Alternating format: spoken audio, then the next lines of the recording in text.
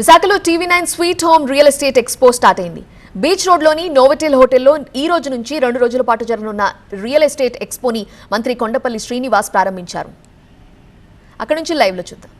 ఎటువంటి అభివృద్ధి కూడా ఇక్కడ తీసుకురాకుండా మాయమాటలు చెప్పి గత ప్రభుత్వం చేసినటువంటి పరిపాలనలో చాలామంది రియల్ ఎస్టేట్ సోదరులు కానీ మార్కెటింగ్ కంపెనీస్ కానీ హైదరాబాద్కి వెళ్ళిపోయిన పరిస్థితి మనం చూసాం. అంటే ఈరోజు ప్రభుత్వం చొరవ తీసుకొని అన్ని రంగాల్లో అభివృద్ధి చేయడానికి ఏవేవైతే చేయాలో అంటే ఇండస్ట్రీస్ని తీసుకురావాలి, ఎంప్లాయ్మెంట్ తీసుకురావాలి, అర్బనైజేషన్కి ఏం చేయాలి, రూరల్లో ఉన్నటువంటి కంపెనీస్ ఎలా తీసుకువెళ్ళాలి, ఇవన్నీ తీసుకెళ్లాల్సిన ప్రయత్నం గవర్నమెంట్ చేయాలి. గత గవర్నమెంట్ ఇవన్నీ చేయకుండా capital city, capital of Andhra Pradesh Visakhapatnam వస్తుందని ఒక మాయమాటలు చెప్పి చాలా భూముల మీద ఎలిగేషన్స్ క్రియేట్ చేశారు. చాలా ల్యాండ్స్ని ఇష్యూస్లోకి తీసుకెళ్లారు. చాలామంది పాలిటీషియన్స్ కూడా మనం చూసాము. మరి అంతేకాకుండా కొంతమందిని ఇక్కడ విడిచి వెళ్ళిపోమని కూడా చెప్పడం జరిగింది. అది కూడా బాధాకరం. పబ్లిక్ ఎవరు కూడా మర్చిపోకూడదు ఇవన్నీ కూడా.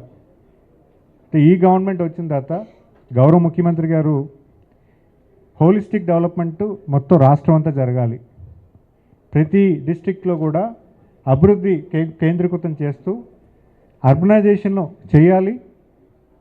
అలాగే రూరల్లో కూడా మన స్ట్రెంత్ పోకూడదు. ఎందుకంటే మనది అగ్రికల్చర్ రాష్ట్రం.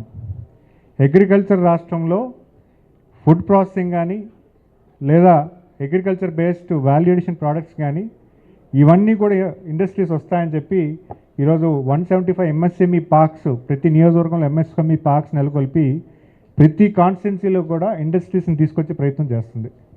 సో దీనివల్ల రియల్ ఎస్టేట్కి ఏంటి అడ్వాంటేజ్ అంటే వచ్చినటువంటి ప్రతి ఇండస్ట్రీకి కూడా ఒక క్వాలిటీ లివింగ్ కావాలి, ఒక మంచి కమ్యూనిటీ కావాలి, ఒక మంచి హౌసింగ్ ప్రాజెక్ట్స్ కావాలి.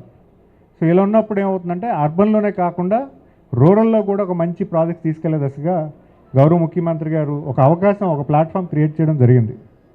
ఈరోజు ప్రతి జిల్లాలో కూడా ఒక క్లస్టర్ అప్రోచ్ తీసుకున్నాం. మీరు చూసుకుంటే ఉత్తరాంధ్రలో మనకి see port, export oriented business ఎక్కువ తీసుకొస్తున్నారు.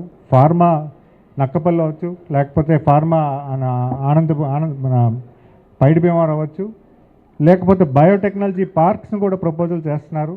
మరి అలాగే ఇక్కడ ముఖ్యంగా ఆర్సెనల్ మిత్తల్ స్టీల్ ప్లాంట్ రావడం, అలాగే కొన్ని విజయనగరం కూడా ఒక పెద్ద స్టీల్ ప్లాంట్ రావడం, ఇవన్నీ కూడా ఒక ఈకో సిస్టమ్ అంటే క్లస్టర్ బేస్డ్ అప్రోచ్. ఎప్పుడైతే లార్జ్ ఇండస్ట్రీస్ ఇక్కడికి వస్తాయో దీనికి యాన్సిలరీగా చిన్న చిన్న పరిశ్రమలు కూడా ఎంఎస్ఎంఈ ఇండస్ట్రీస్ కూడా వస్తాయి. ఎప్పుడైతే ఎంఎస్ఎంఈ ఇవన్నీ వస్తున్నాయో ఎంప్లాయ్మెంట్ ఇక్కడ కల్పన అవుతుందో ప్రతి ఒక్కడు కూడా ఇక్కడే ఉంటారు. ఇప్పుడు మన ఇంజనీరింగ్ గ్రాడ్యుయేట్స్ ప్రతి సంవత్సరం కూడా 3 లక్షలు 4 లక్షల మంది బయటకు వస్తున్నారు. మన రాష్ట్రంలో అవకాశాలు లేకపోవడం వల్ల పక్క రాష్ట్రాల్లోకి దేశ విదేశాలకు వెళ్ళిపోయిన పరిస్థితి మనం చూస్తూ ఉన్నాం. ప్రతి ఒక్కరు కూడా సొంత ఇంటి దగ్గర, తల్లిదండ్రుల దగ్గరే లేదా తల్లిదండ్రుల దగ్గరలోనే ఉద్యోగ అవకాశం ఉంటే ఉండాలన్న ఆలోచన ప్రతి ఒక్కరికి ఉంటుంది. కానీ ఆ అవకాశాలు మన రాష్ట్రంలో విడిపోయిన ఆంధ్రప్రదేశ్లో కొంత నష్టం అయితే గత ప్రభుత్వం చేసినటువంటి దుర్మార్గమైన పరిపాలన వల్ల చాలా అవకాశాలు మన రాష్ట్రం కోల్పోయింది.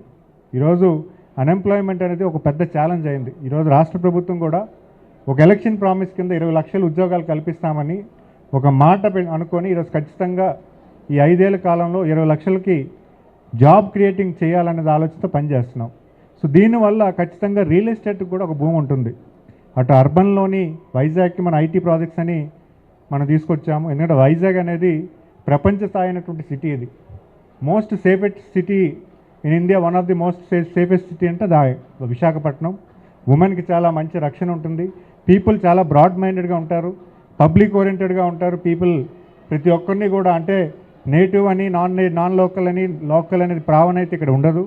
సో ఎవరు వచ్చినా కూడా అందరినీ కూడా యాక్సెప్ట్ చేసే పరిస్థితి విశాఖపట్నంలో ఉంది, విశాఖపట్నం కమ్యూనిటీలో ఉంది.